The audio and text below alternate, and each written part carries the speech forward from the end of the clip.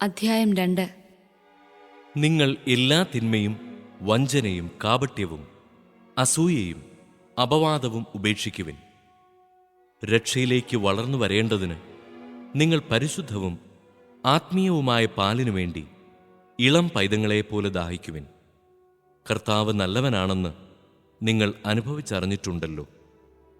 അതിനാൽ സജീവശിലയായ അവനെ നമുക്ക് സമീപിക്കാം. മനുഷ്യർ തിരസ്കരിച്ചതും ദൈവം തിരഞ്ഞെടുത്തതുമായ അമൂല്യശിലയാണ് അവൻ. നിങ്ങൾ സജീവശിലകൾ കൊണ്ടുള്ള ഒരു ആത്മീയ ഭവനമായി പടുത്തുയർത്തപ്പെടട്ടെ. യേശുക്രിസ്തു വഴി ദൈവത്തിന് സ്വീകാര്യമായ ബലികൾ അർപ്പിക്കുന്നതിന് വിശുദ്ധമായ ഒരു പുരോഹിത ജനമാവുകയും ചെയ്യട്ടെ. ഇപ്രകാരം എഴുതപ്പെട്ടിരിക്കുന്നു: ഇതാ, സിയോനിൽ ഞാനൊരു കല്ല് സ്ഥാപിക്കുന്നു, തിരഞ്ഞെടുക്കപ്പെട്ടതും അമൂല്യവുമായ മൂലക്കല്ല്. അതിൽ വിശ്വസിക്കുന്നവൻ ഒരിക്കലും ലജ്ജിക്കുകയില്ല.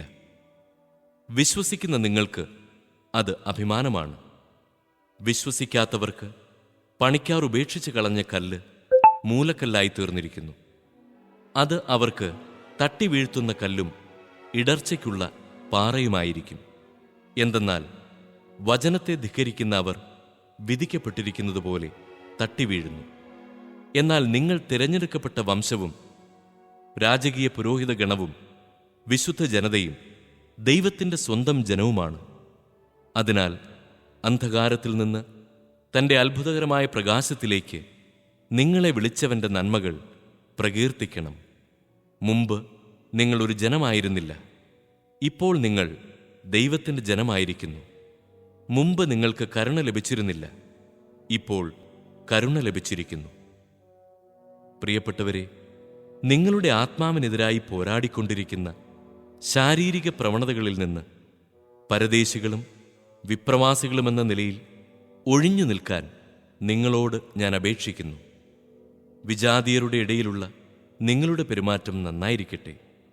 നിങ്ങൾ ദുഷ്കർമ്മികളാണെന്ന് നിങ്ങൾക്കെതിരായി പറയുന്നവർ നിങ്ങളുടെ നല്ല പ്രവൃത്തികൾ കണ്ട് പ്രത്യാഗമന ദിവസം ദൈവത്തെ സ്തുതിക്കട്ടെ. ഉന്നതാധികാരിയായ രാജാവോ ദുഷ്കർമ്മികളെ ശിക്ഷിക്കാനും സൽക്കർമ്മികളെ പ്രശംസിക്കാനുമായി രാജാവിനാൽ അയക്കപ്പെടുന്ന പ്രാദേശിക അധികാരികളോ ആരായിരുന്നാലും നിങ്ങൾ കർത്താവിനെ പ്രതി എല്ലാ മാനുഷികാധികാരങ്ങൾക്കും വിധേയരായിരിക്കുവിൻ. നന്മ പ്രവർത്തിച്ചുകൊണ്ട് നിങ്ങൾ മൂഢരായ മനുഷ്യരുടെ അജ്ഞതയെ നിശബ്ദമാക്കണം എന്നതാണ് ദൈവഹിതം. നിങ്ങൾ സ്വതന്ത്രരായി ജീവിക്കുവിൻ. എന്നാൽ സ്വാതന്ത്ര്യം തിന്മയുടെ ആവരണമാക്കരുത്, മറിച്ച് ദൈവത്തിൻ്റെ ദാസരെപ്പോലെ ജീവിക്കുവിൻ. എല്ലാ മനുഷ്യരെയും ബഹുമാനിക്കുവിൻ. നമ്മുടെ സഹോദരരെ സ്നേഹിക്കുവിൻ. ദൈവത്തെ ഭയപ്പെടുവിൻ. രാജാവിനെ ബഹുമാനിക്കുവിൻ.